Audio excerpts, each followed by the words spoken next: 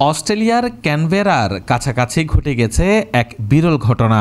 একটি সংরক্ষিত ও বিপন্ন প্রজাতির পাখি মাঠের একদম মাঝখানে বাসা বানিয়ে ডিম পাড়ায়, আর সেই কারণে বন্ধ করে দেওয়া হয়েছে গোটা ফুটবল স্টেডিয়াম।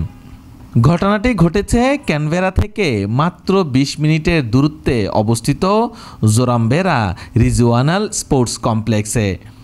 ফুটবল মাঠের মাঝখানে ডিম দেখতে পান অনুশীলনে আসা খেলোয়াড়রা। প্রথমে তারা ব্যাপারটি বিশ্বাস করতে পারেননি, পরে কর্তৃপক্ষকে জানান এবং ঘটনাটি ছড়িয়ে পড়ে চারদিকে। দ্রুত স্থানীয় কাউন্সিল ও দেশটির বন্যপ্রাণী সংস্থা ওয়াইল্ড কেয়ার তদন্তে নামে। সংস্থাটির পরামর্শে মাঠটি অন্তত ১ মাসের জন্য পুরোপুরি বন্ধ ঘোষণা করা হয়। ঘটনার কেন্দ্রবিন্দু যে পাখিটি, তার নাম ক্লোভার। এটি একটি বিপন্ন প্রজাতির দেশি পাখি।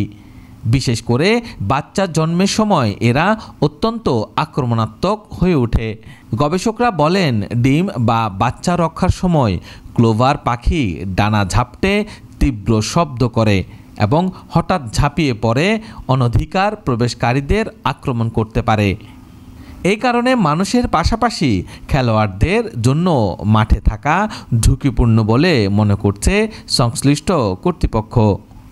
স্থানীয় কাউন্সিল এক বিবৃতিতে জানিয়েছে, স্টেডিয়ামটি আপাতত বন্ধ থাকলেও ক্লাবের সব ম্যাচ সরিয়ে নেওয়া হয়েছে পাশের আরেকটি মাঠে।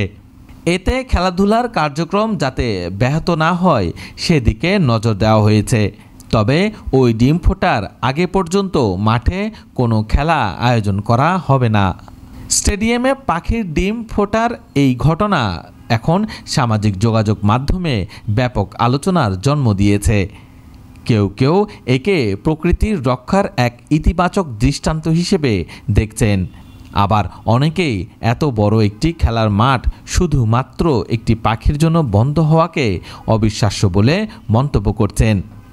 তবে পরিবেশবাদীরা বলছেন, এমন পদক্ষেপ প্রকৃতির প্রতি মানুষের দায়িত্ববোধকে আরও শক্তিশালী করে। একটি বিপন্ন প্রজাতির বেঁচে থাকার জন্য মানুষের ছোট্ট সহযোগিতাই হতে পারে তাদের অস্তিত্ব রক্ষার বড় সহায়ক।